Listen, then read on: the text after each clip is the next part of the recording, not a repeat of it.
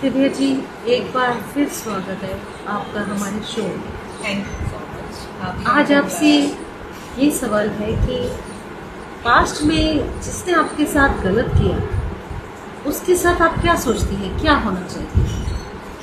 देखो, मेरा ये है कि हम कौन होते हैं माफ़ करने वाले? भगवान होता है माफ़ करने वाला, ठीक है।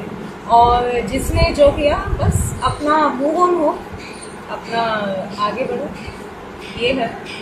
और जिसने जो किया उसको खुद भगवान अपने आप सज़ा दे देगा, जिसने जो किया, राइट। तो बस अपना आगे, रुकने का नाम ज़िंदगी नहीं है, रुकने का नाम ज़िंदगी नहीं है। तो आप जहाँ पे स्टक होके मत रहो। कहीं पे मेरा कहना ये है कि स्टक होके मत रहो, क्योंकि जीवन